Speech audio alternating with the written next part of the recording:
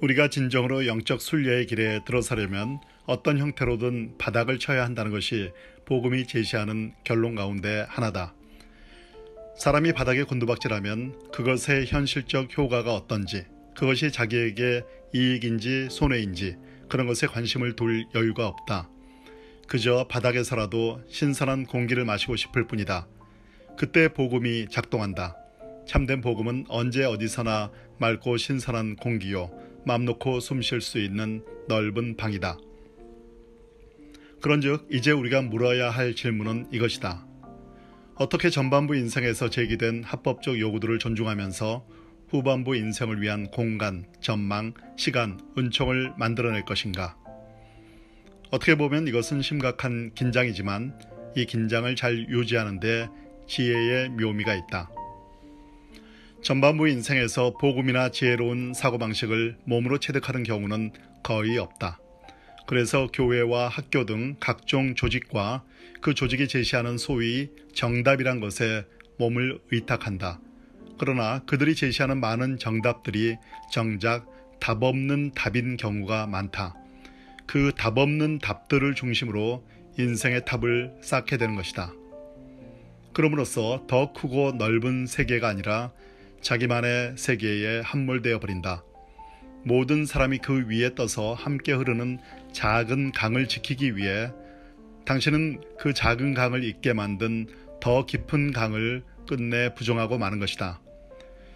실제로 당신이 인생에서 하는 대부분의 일은 작은 강에 놓인 배와 다리를 손질하는 것이다. 그것이 가장 중요한 것으로 알고 그것만을 하다가 정작 더 깊은 강으로는 한 번도 들어가지 못하고 인생을 마감하게 된다. 이것은 성직자의 세계에서도 흔하게 일어나는 일이다.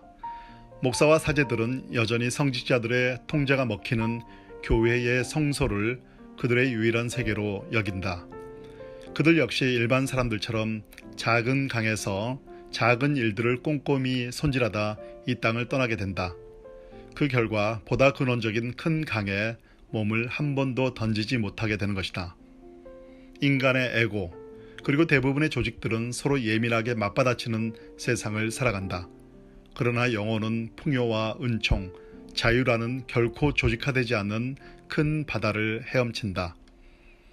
복음서에는 해질녘에 와서 일한 노동자와 온종일 일한 노동자에게 똑같은 임금을 지불하는 고용주가 등장한다는 사실을 기억하자. 그것은 서로 맞받아치는 에고나 조직에서는 불가능한 일이다. 영혼의 차원이 아니면 결코 그런 계산이 나올 수 없다.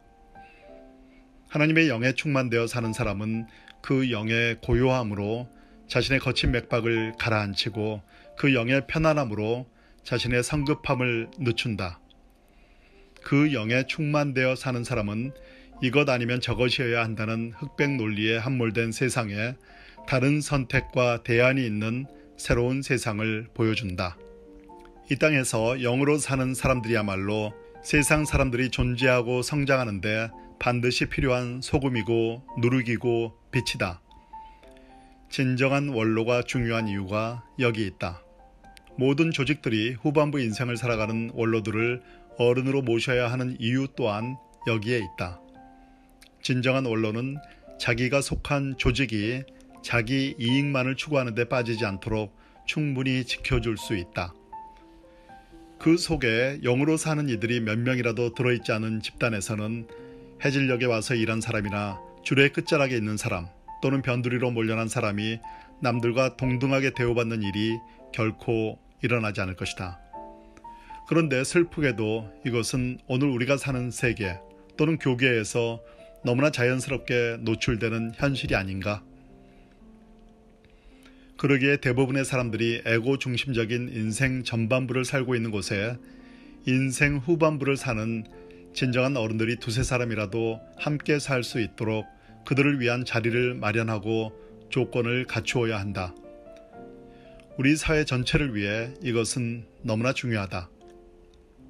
거의 모든 집단과 기관들이 전반부 인생을 사는 사람들로 구성되어 있다고 말하는 것은 당신을 낙담시키려고 하는 말이 아니다. 오히려 그 반대다. 내가 이렇게 말하는 이유는 무엇보다 그것이 사실이기 때문이고 그뿐 아니라 당신으로 하여금 그릇된 기대로 인해 낙심하거나 희망을 포기하는 일이 없도록 하기 위해서다.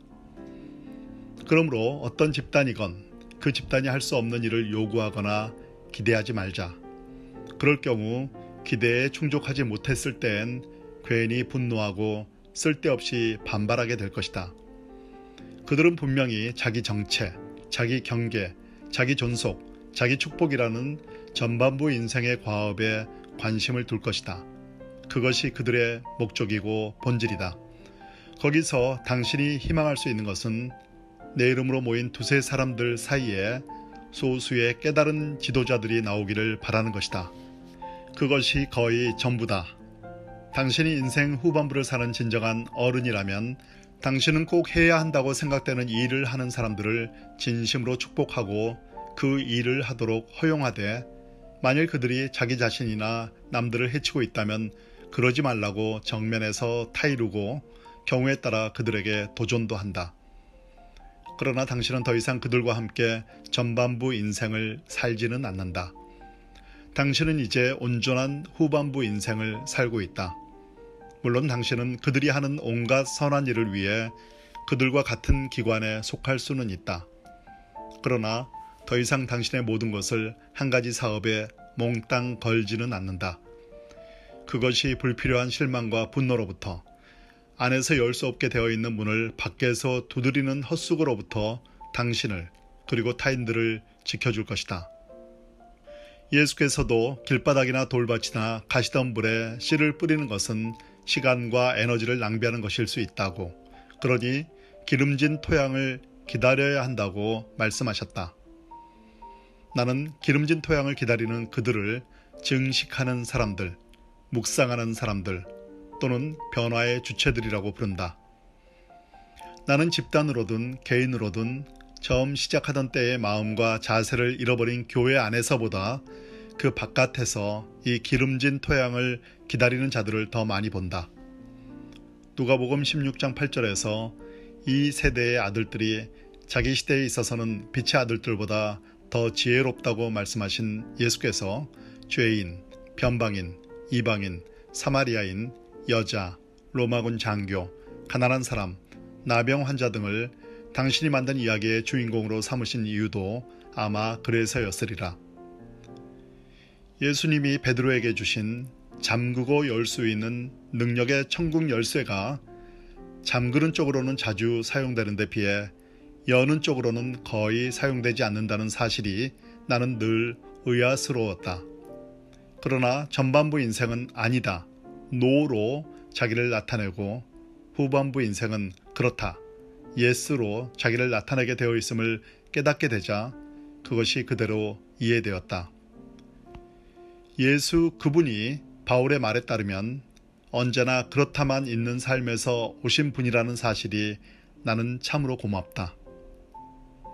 너희 가운데 전파된 하나님의 아들 예수 그리스도는 예하고 아니라 함이 되지 아니하셨으니 그에게는 예만 되었느니라. 고린도후서 1장 19절.